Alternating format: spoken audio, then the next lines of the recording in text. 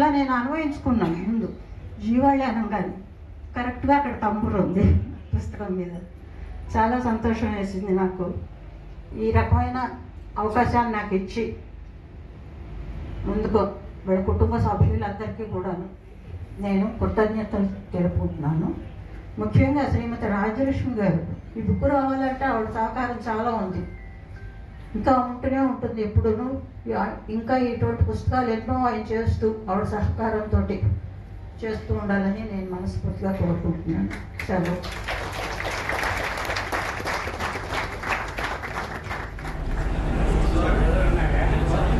చాలా మట్టుకు నా అభిప్రాయాలు నిష్కర్మషంగా అందులో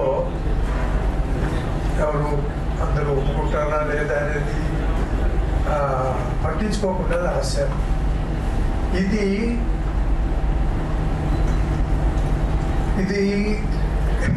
ఒక సంవత్సరం క్రితమే బయటకు వచ్చి ఉంటే ఈ అవార్డులు ఎవరు తలపెట్టుండేవారు కాదని నా అభిప్రాయం. ఎందుకంటే ఆర్టిస్ట్ ఏ కళలో ఉన్న జీవితంలో వాళ్ళు ఏదో బతుకు కోసం ఎన్నో రకాలుగా శ్రమిస్తూ ఉంటారు. అందువల్ల వాళ్ళు ఏ పాటి ఇబ్బంది వాళ్ళకి కలగకుండా మెరుగుతూ ఉంటారు. చాలా గొప్ప యాక్టర్స్ వాళ్ళు, రచయితలు. కానీ అయితే వాళ్ళ చేసిన పని ఉంటే ఏదైనా ఉంటుంటే దాంట్లో వాళ్ళ అభిప్రాయాలు ఎంటర్టైనర్స్ ఆర్ డిఫరెంట్. వాళ్ళు ఏది కావాల్సింది రాయగలరు. వాళ్ళు నిజమైన కళాకారులు ఉంటారు. వాళ్ళు ఆయా కళల్లో వాళ్ళ అభిప్రాయాలు చెప్పగలిగిన వాళ్ళు నిష్ణాతులు ఆ కొన్ని కళలు మాత్రమే ఆ అవకాశాన్ని ఇస్తారు. నాకు ఉన్న బాధలు కానీ కష్టాలు కానీ లేకపోతే రాగద్వేషాలు కానీ చెప్పుకోవాలంటే ఒక ఫిక్షన్ రైటర్లు అయితే నాకు లోపల ఉన్న అభిప్రాయాలన్నింటినీ నావి కాకుండా చెప్పగలను. కానీ అలాంటి పుస్తకం కాదు ఇది. అందుకని రాంబాబు గారు కానీ మీరు కానీ ఎవరు కానీ ఈ పుస్తకం కానీ చదివి ఉంటే నాకు ఇంత సన్మానాలు ఏమో తలపెట్టారు ఎవరిని అనే ఆశ కొట్టే రాశాడు పుస్తకం.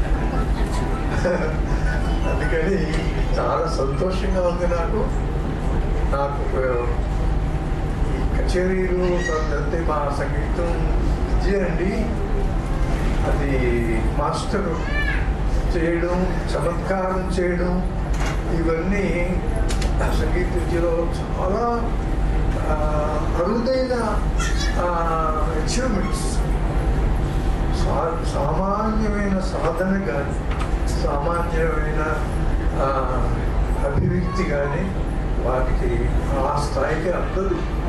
అందుకని చాలా కష్టమైన విషయం సాహిత్యం అట్లా కాదు. అందుకని దీని జోలికి పోయేవారు కళాకారులు అంటే ఒక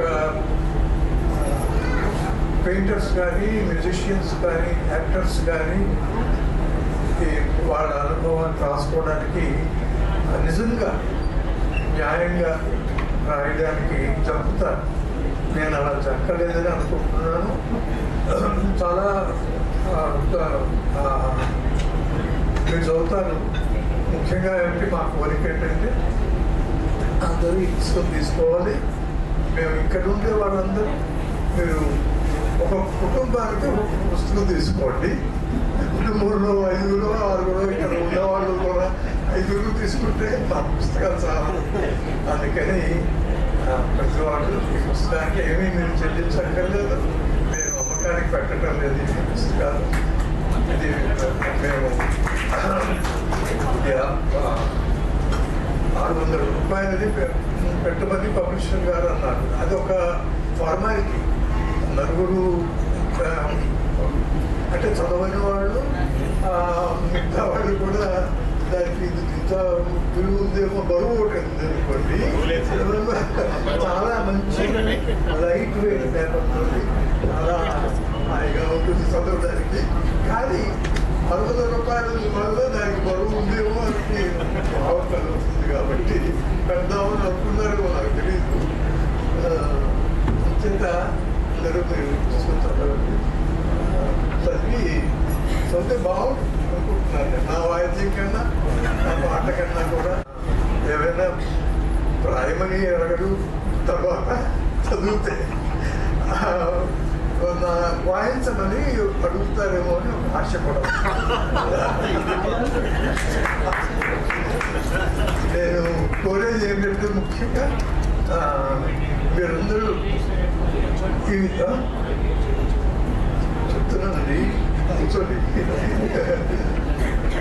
మీరందరూ చక్కటి మంచి వాళ్ళ దేవల్ల ఎదురుగా కూర్చున్నారు, నడిపేవారు ఈ హోటల్. మంచి భోజనం పడిస్తారు, చేసి వెళ్ళని నాకు ప్రార్థన తీసుకోండి. అన్నిటికన్నా ఒక ఎంతసేపు పడుతుందో మనం వారికి అడిగితే మనకు చెప్పలే, కానీ మా శ్రీమతి గారు 4 ముక్కలు చెప్పమని నేను కోరుతున్నాను ఆవిడని. ఎందుకంటే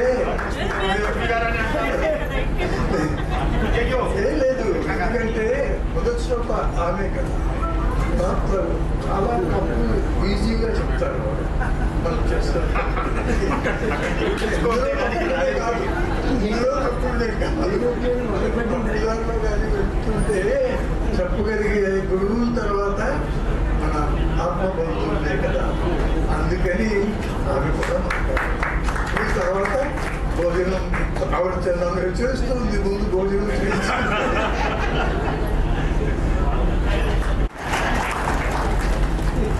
Thank you.